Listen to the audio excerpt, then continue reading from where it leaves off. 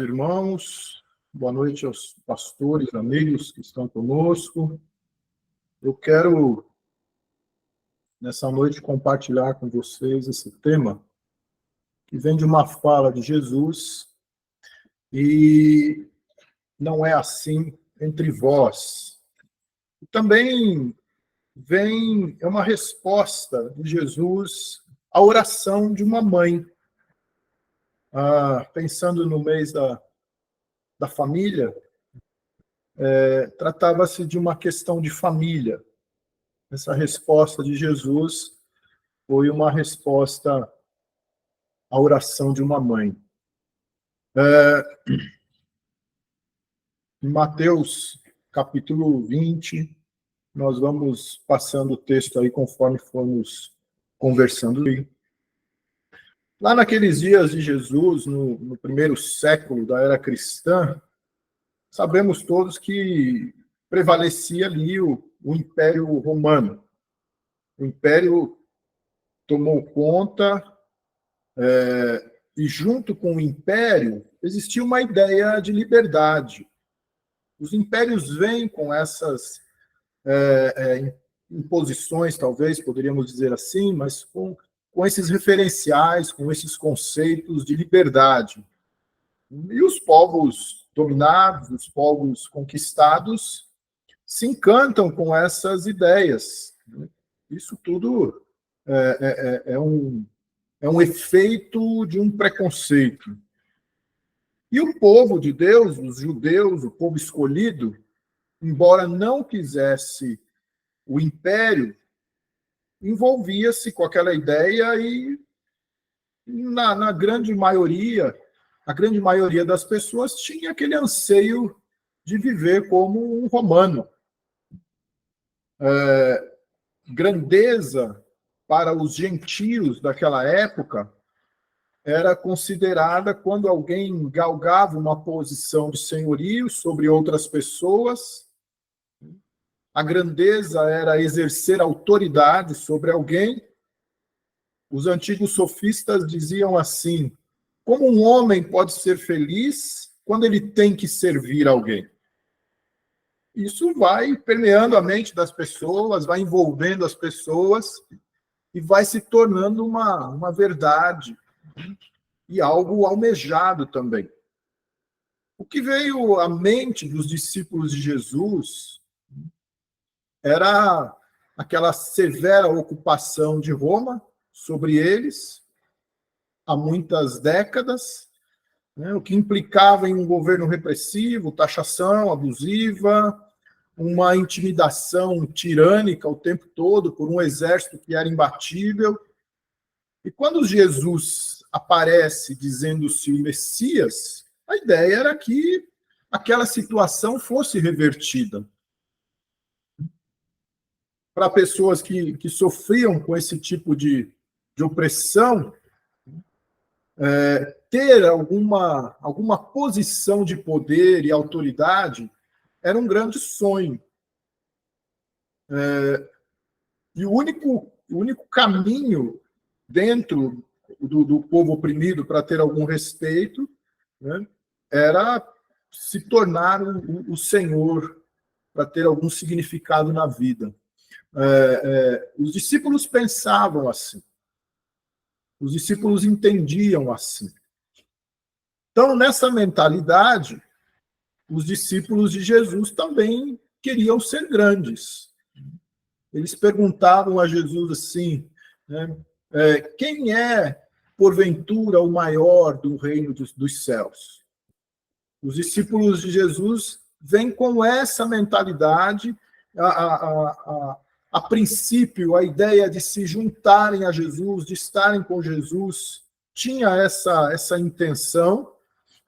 Lá no caminho, quando Jesus aborda os discípulos no caminho de Emaús, a gente percebe bem essa ideia na conversa que eles têm ali. E eles imaginavam que seguir a Jesus faria deles homens importantes, homens famosos, homens poderosos, autoridades, e aí conseguiriam sair fora daquele ambiente servil que viviam submetidos diante do Império Romano. As autoridades religiosas judaicas, elas defendiam com unhas e dentes aquela posição porque, de alguma forma, elas estavam ali numa situação privilegiada. Mas na mente dos discípulos existia a ideia de uma inversão. Nós seremos os senhores e eles nos servirão. Essa era uma mentalidade que eles assimilaram, que eles colocaram nas suas mentes, né, em função da mensagem que receberam do Império. O mundo funciona assim. Jesus diz para eles assim: os governadores dos povos dominam, né, e que os maiorais exercem autoridade sobre eles. O rei de Israel governa, o Herodes, os romanos governam o rei de Israel. Em algumas ocasiões na história do Império, o Senado e os poderosos comerciantes dominavam os generais.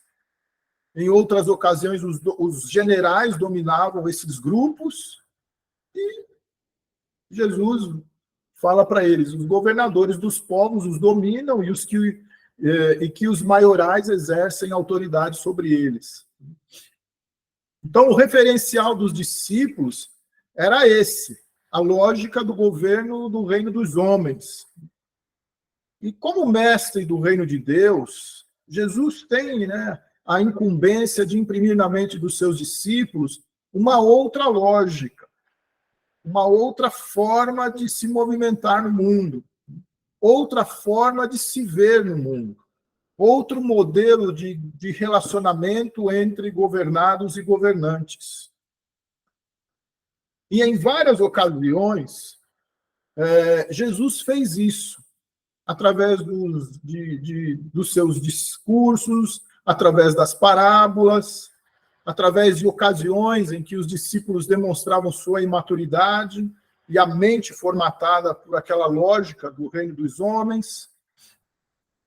Então, depois de expor o que lhe aconteceria, depois que Jesus falou para ele: olha, o Filho do Homem vai ser açoitado, vai ser crucificado, vai morrer e vai ressuscitar ao terceiro dia, Jesus fala para eles de uma forma mais detalhada da cruz. Lá no capítulo 20, dos versos 17 até o 19, Jesus fala assim para eles: estando Jesus para subir a Jerusalém, chamou à parte os 12 e em caminho lhes disse: eis que subimos para Jerusalém, e o Filho do Homem será entregue aos principais sacerdotes e aos escribas. Eles o condenarão à morte e o entregarão aos gentios para ser escarnecido, açoitado e crucificado, mas ao terceiro dia ressurgirá. Jesus, então, ele, nessa ocasião, ele ouve a oração de uma mãe. Já já a gente vai chegar nessa oração. E ele aproveita aquela ocasião para ensinar a lógica de relacionamento entre autoridade e servo do reino de Deus. Ele mostra aos discípulos quão diferentes são os valores do reino de Deus em relação aos valores dos reinos dos homens. Jesus diz para eles assim: não é assim entre vós. A mãe de Tiago e João se aproxima de Jesus e lhe pede um favor. Ela faz uma oração, ela intercede por seus filhos. É uma mãe, a gente não pode censurá-la aqui. É uma mãe que, considerando, né, toda essa situação apresentada, precisa ser relevada esse pedido dela. Todo pai, toda mãe quer dar boas coisas aos seus filhos. Todos nós temos essa pretensão de, quando irmos embora deste mundo, deixar alguma coisa mais confortável para os nossos filhos, né? O próprio Jesus diz isso: vós que sois maus, sabeis dar boas dádivas aos vossos filhos. Então, todo pai, toda mãe tem prazer de construir algo para os filhos, né? E não era essa a situação daquela mãe. Naquele contexto de império, naquele contexto de opressão, ela não tinha condições de fazer isso. Ela deixaria seus filhos num mundo de opressão imperial. Ela então vislumbra ali uma grande oportunidade. Mas o reino de Deus não é assim. A oportunidade dentro do reino de Deus é deixarmos para os nossos filhos um legado espiritual que proporcione a eles a vida eterna, a vida abundante. É claro que podemos deixar algo material, não tem problema nenhum nisso, mas essa não deve ser a prioridade. Como aquela mãe queria que fosse, como aquela mãe pensava que fosse, e como naqueles cenários, os discípulos olhavam para Jesus. É um pedido lícito. É uma mãe querendo que seus filhos se deem bem na vida, tenham uma posição privilegiada em relação à maioria da sociedade. Nós pensamos isso, nós queremos isso, nós lutamos por isso, nós ansiamos por isso de forma muito natural, de forma muito mecânica, automática. E não era diferente naquela ocasião. A resposta de Jesus é essa: não sabeis o que pedis. Você não sabe o que você pede. Eu vou ler um pedaço do texto aqui. Mas Jesus respondeu: não sabeis o que pedis. Podeis vós beber o cálice que eu estou para beber? Responderam-lhe: podemos. Então lhes disse: bebereis o meu cálice, mas o assentar-se à minha direita e à minha esquerda não me compete concedê-lo. É, porém, para aqueles a quem está preparado por meu Pai. Ora, ouvindo isto, os 10 indignaram-se contra os 2 irmãos. E aí, então, Jesus, chamando-os, aproveita aquela ocasião para ensinar os seus discípulos.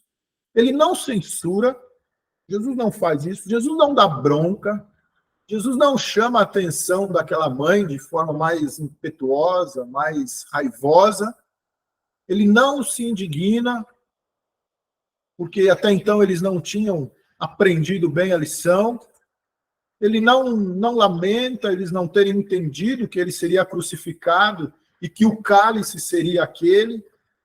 Ele simplesmente chama os discípulos para aproveitar a oportunidade e conversar com eles, ensinar, trazer mais uma lição de como a lógica do reino de Deus é diferente da lógica dos nossos reinos, no quesito relação entre governadores e governados.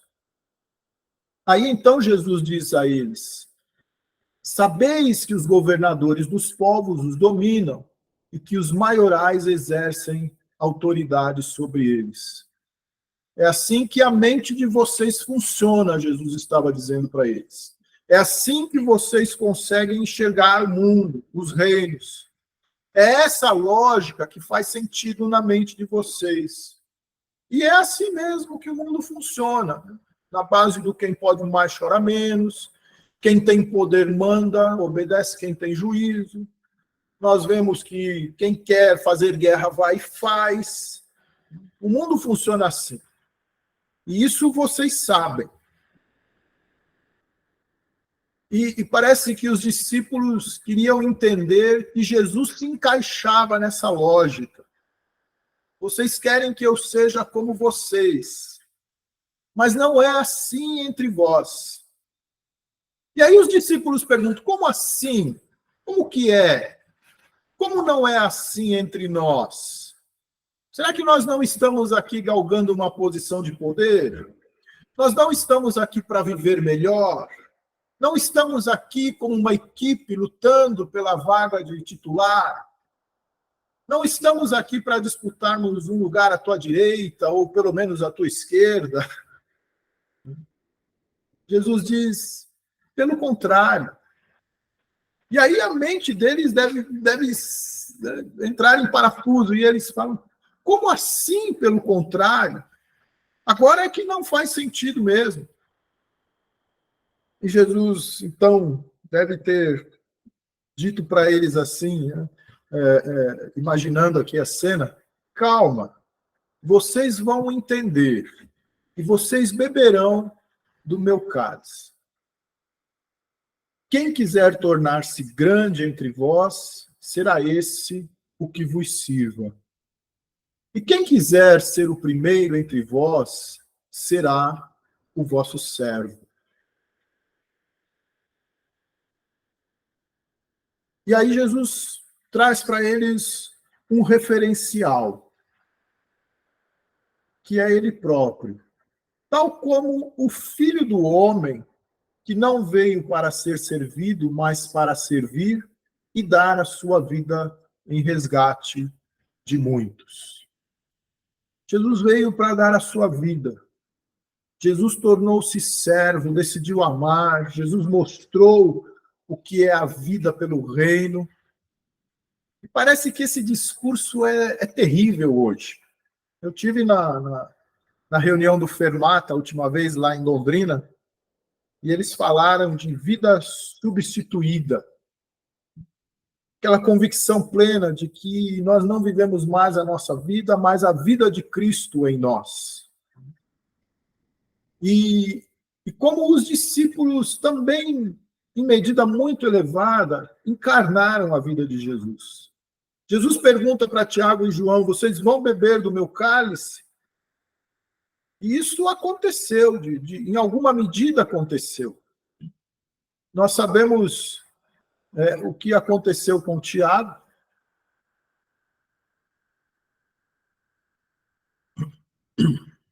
Por aquele tempo, mandou o rei Herodes prender alguns da igreja para os maltratar, fazendo passar a fio de espada Tiago, irmão de João.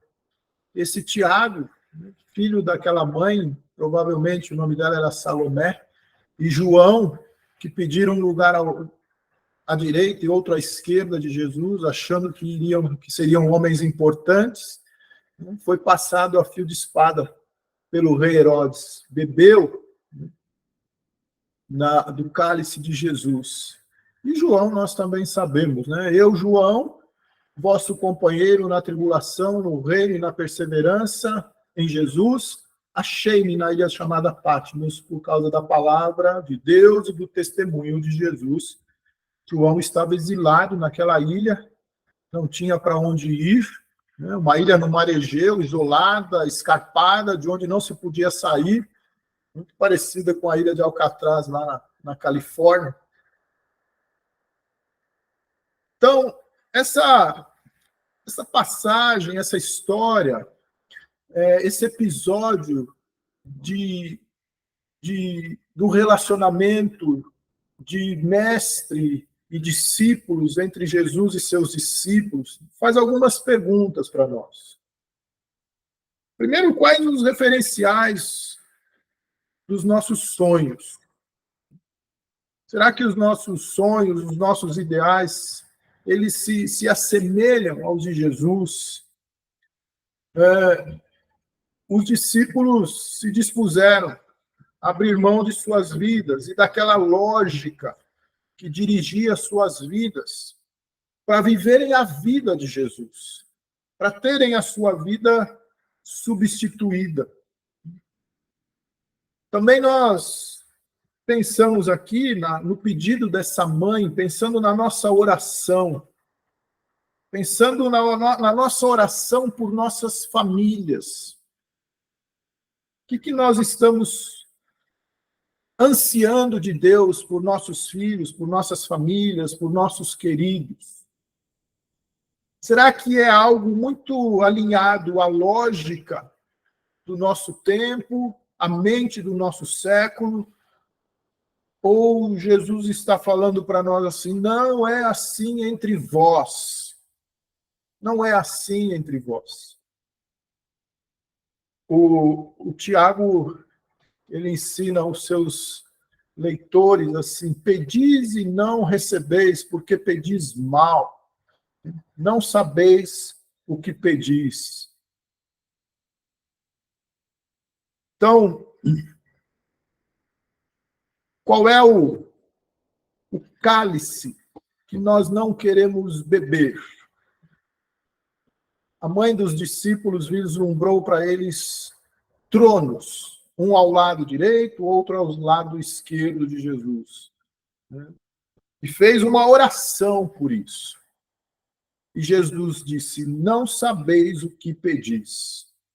Afinal de contas, quando a gente vai para a Bíblia e vê um episódio muito claro, né, de alguém que vislumbrou um trono e ansiou por um trono, nós vemos que quem se colocou nessa posição de ambição foi o próprio Satanás.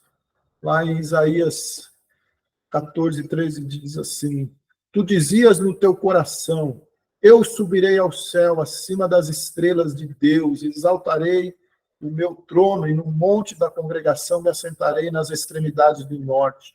Subirei acima das mais altas nuvens e serei semelhante ao Altíssimo. Se nas nossas orações, se as nossas orações não nos fazem melhores servos, tem algo errado com elas. As nossas orações devem nos fazer viver cada vez melhor com a nossa condição de servos, e não como o mundo entende. Orar segundo a vontade de Deus não significa escapar, significa envolvimento, significa engajamento. Se nossas orações não nos trazem para perto da cruz, elas estão longe da vontade de Deus. Eu imagino que a mãe dos discípulos aprendeu aquela lição. Provavelmente ela estava perto da cruz, com outras mulheres, quando Jesus foi crucificado e quando ele pediu a João que cuidasse de sua mãe. Provavelmente ela estava ali compartilhando do lamento e da dor com Maria. E ela não viu dois tronos ao lado de Jesus, não. Ela viu outras duas cruzes com dois malfeitores. E ela ouviu Jesus entregando seu filho João para Maria, sua mãe. Aquele egoísmo de Salomé foi repreendido. E ela mansamente aceitou e foi curada. Porque você pede algo para o seu filho? E o que você pede para o seu filho pensando nesse tempo em que celebramos a família, essa instituição divina, essa instituição proveniente do casamento que foi uma construção de Deus e uma construção para ele, que precede a queda. A pergunta que esse texto pode fazer para a gente é: o que você pede para Deus realmente vai te aproximar da cruz de Jesus? Vai te colocar numa posição confortável nesse mundo de guerras e de desventuras? Por que você quer determinado emprego para o seu filho? Por que você quer determinada posição? Nós vivemos aqui nesse Ocidente, longe das guerras, pelo menos por enquanto, elas estão lá no Oriente, outra lá no extremo leste da Europa. Por que Deus nos permite esse privilégio? Ao invés de reclamarmos, de vivermos mal conosco mesmos, por que não testemunhar que Deus ouve a nossa oração? Esse texto, ele diz para nós assim: deixe Deus expor para você o referencial do seu reino. Se na nossa oração insistirmos com a lógica do mundo, com a lógica do império, nós vamos pedir mal. A exemplo da mãe dos discípulos, permita-se ao reino. Hoje Jesus diz para nós assim: não é assim entre vós. Não é assim entre vós.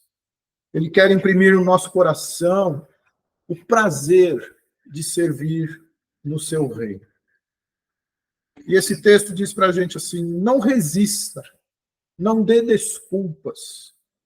Hoje, se ouvirdes a sua voz, não endureçais o vosso coração. O que Deus quer da nossa vida é que ela seja desarraigada desse mundo. Como diz Paulo aos Gálatas, acho que no capítulo 1, que ele nos desarraigou deste mundo. Deus quer nos ver livre das preocupações e dos anseios deste mundo. Para que a gente viva em medida muito elevada as inspirações e os anseios do reino de Deus, como os discípulos viveram depois de terem aprendido essa lição. Aqueles homens entregaram a sua vida pelo reino. Um foi morto à espada, o outro foi exilado, os demais nós sabemos que a tradição fala das histórias dos discípulos de Jesus, agora apóstolos, que eles beberam do cálice, que eles se dispuseram à lógica do reino de Deus. E nesse tempo confuso que nós vivemos, nesse tempo de discursos, né, diferentes, estranhos, Jesus nos convida a olharmos para essa expressão dele. Não é assim entre vós. Não é assim entre vós. É muito importante atentarmos para essa fala de Jesus, para essa resposta de Jesus diante da oração que aquela mãe faz. E fazermos uma avaliação da nossa oração, dos nossos pedidos. Qual é o referencial que nós estamos usando para nos dirigirmos a Deus em oração? É o cálice de Jesus ou posições de poder, de evidência nesse mundo mal que vivemos? O que nós estamos ouvindo, o que nós podemos ouvir de Jesus diante daquilo que estamos orando por nós, por nossa família, por nossos filhos? Será que a resposta de Jesus seria essa para nós? Não é assim entre vós. E aí nós somos convidados a bebermos do cálice de Jesus e termos a nossa vida substituída, termos os nossos interesses pessoais, próprios, alinhados à lógica desse tempo, colocados de lado, a partir da renúncia, e deixar Cristo viver na nossa vida, como Paulo diz também aos Gálatas: não mais vivo eu, mas Cristo vive em mim. Amém? Que a nossa oração esteja profundamente alinhada ao referencial de Jesus. Ele é servo. Aquele referencial. Tal como o Filho do Homem, que não veio para ser servido, mas para servir e dar a sua vida em resgate de muitos. Existe um evangelho sendo pregado muito fácil, que inverte essa lógica do reino de Deus. E eu insisto na palavra de Jesus: não é assim entre vós.